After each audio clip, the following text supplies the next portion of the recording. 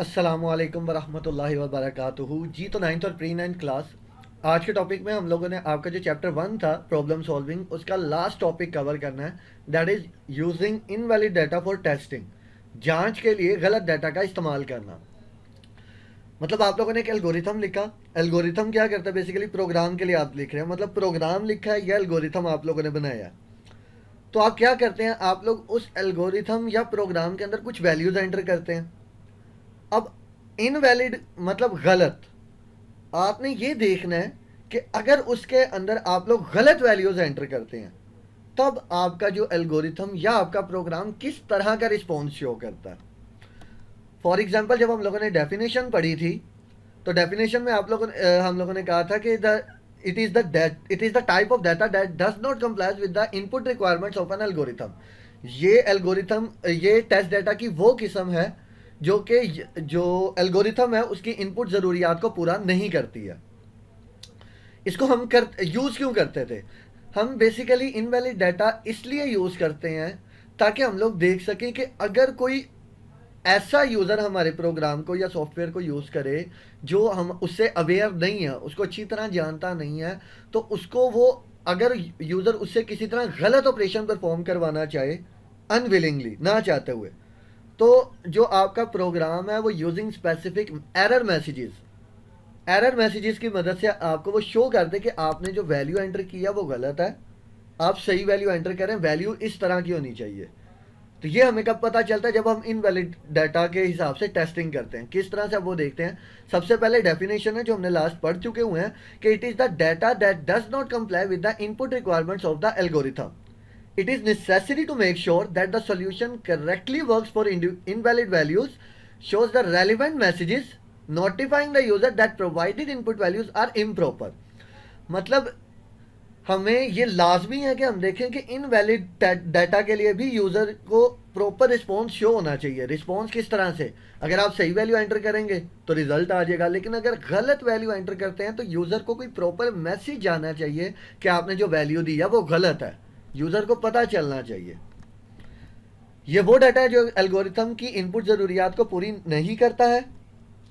इस बात को यकीनी बनाना ज़रूरी है कि हल गलत इकदार मतलब इनवैलिड डाटा, इनवैलिड वैल्यूज़ के लिए सही तरीके से काम करता है, मुतलका पैगामात को दिखाता है। मुतलका पैगामात मतलब अगर गलत दिया तो उसके मुतालिक कोई प्रोग्राम आपने यूज़र, वो मैसेज यूज़र को दिखाना है तो वो भी दिखाएगा, जो सारिफ को मुतला करता है कि फ्राहम करदा इनपुट वैल्यूज़ नामुनासिब या गलत है।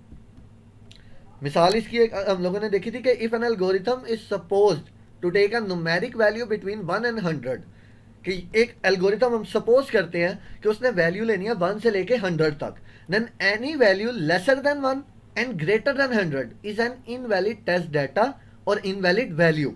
मतलब 1 से छोटी और 100 से बड़ी कोई भी वैल्यू वो इनवैलिड टेस्ट डाटा के अंदर आएगी। अगर एल्गोरिथम को अददी कीमत 1 और 100 के दरमियान लेना है तो 1 से कम और 100 से ज़्यादा की कोई भी कीमत एक गलत टेस्ट डाटा है या गलत वैल्यू है। अब इसकी एक इंपॉर्टेंस मैंने आप लोगों को बताया बेटा। जब हम लोग देखो, जब फर्स्ट टाइम एल्गोरिथम या प्रोग्राम लिखा जाता है ना, तो आप अक्सर इस चीज़ को नज़रअंदाज कर देते हो कि अगर मैं इसके अंदर कोई गलत वैल्यू एंटर करूंगा, कई दफ़ा मेरे माइंड में वो चीज़ होती भी नहीं है कि गलत वैल्यू मेरे से अगर एंटर हो जाएगी तो किस तरह का रिस्पॉन्स शो करेगा। मैं पूरा प्रोग्राम कंप्लीट कर देता हूँ, लेकिन जब उस प्रोग्राम को मैं रन करता हूँ ना, तो वो मेरे सामने, तो मुझे तो पता है मैंने प्रोग्राम बनाया है, तो मैं उसको उसी हिसाब से ही टेस्ट करता हूँ, मुझे पता होता है।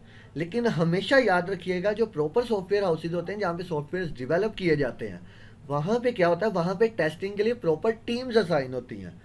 उन टीम्स को नहीं पता होता कि आपने सॉफ्टवेयर किस तरह से बनाया है, किस तरह की वैल्यू आप उसको बता देते हो, ये वैल्यू आपने एंटर करनी है।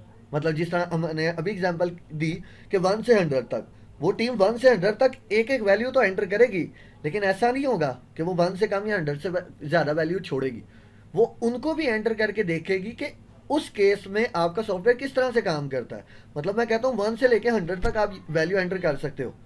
मैं एल्गोरिथम के अंदर लिख देता हूँ कि अगर वैल्यू 1 से कम या 100 से बड़ी हो तो मेरा प्रोग्राम क्लोज हो जाए, और अगर 1 से लेके 100 तक हो तो आंसर शो हो जाए।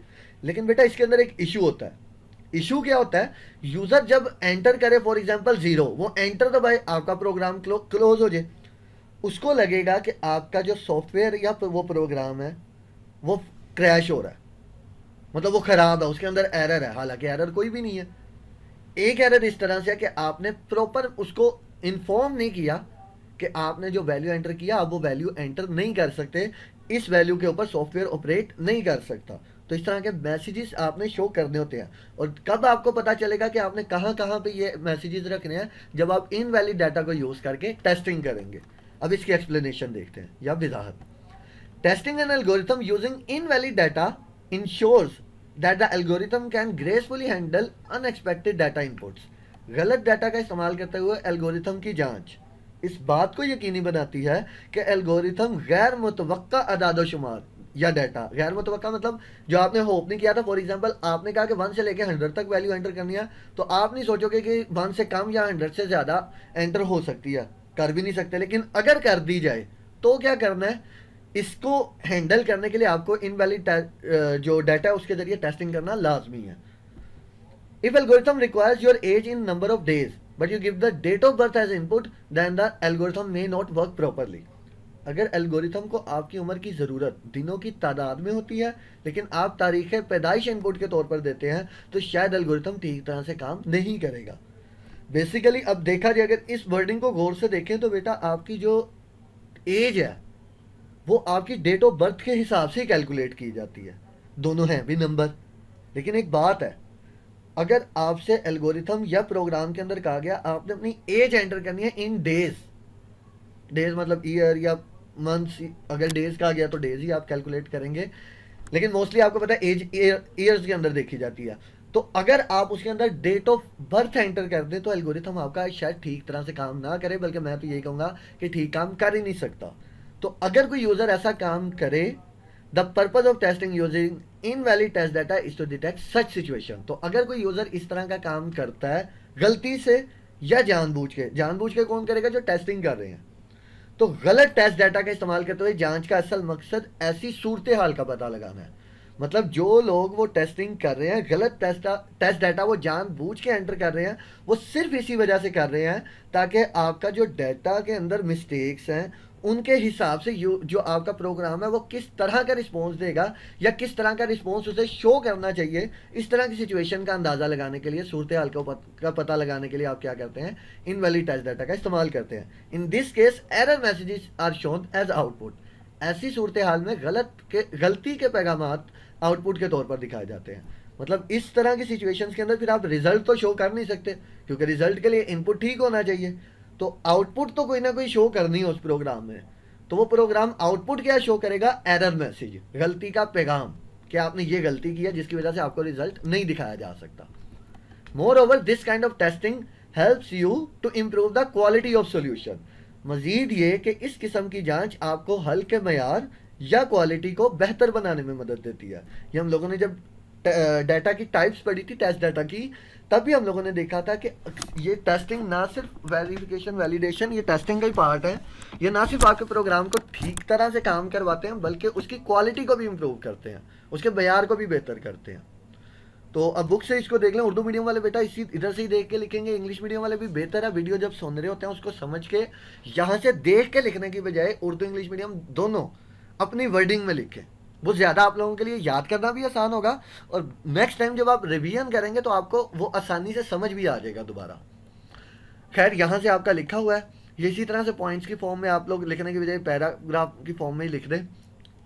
तो पहले आप डेफिनेशन लिख दें इनवैलिड टेस्ट डाटा की, और उसके बाद उसकी इंपॉर्टेंस, ये पूरी एक्सप्लेनेशन की फॉर्म में, जिस तरह पीछे मैंने हेडिंग्स बनाई थी, definition, example and then explanation. तो इसी तरह से इस टॉपिक को आपने कवर करना है। तो बेटा यहाँ पे आपका चैप्टर हो जाता फिनिश। अगर इस पूरे चैप्टर के अंदर किसी बच्चे ने कोई लेक्चर स्किप किया, पीछे से वीडियो नहीं देखी, तो बेटा वो देख ले। और अगर किसी ने देखी है, उसे समझ नहीं आ रही, तो उसे पहले तो मैं यही कहूँगा कि वो एक दफ़ा वीडियो को ध्यान से फिर देखे। जिस लेक्चर की समझ नहीं आ रही उस लेक्चर की वीडियो। और फिर भी अगर पूरे चैप्टर के अंदर किसी भी किस्म का आपका कोई क्वेश्चन होता है, आपको लगता है कि इसके अंदर अभी कोई कमी है, आपको नहीं समझ आ रही, तो बेटा वो आप मैसेज कमेंट वगैरह करके पूछ सकते हैं। इंशाल्लाह जल्द अज जल्द आपको उसका आंसर दे दिया जाएगा। तो इंशाल्लाह नेक्स्ट लेक्चर में आपसे मुलाकात होगी। तब तक अपना बहुत बहुत ख्याल रखिएगा। थैंक यू वेरी मच बेटा। अल्लाह हाफिज़।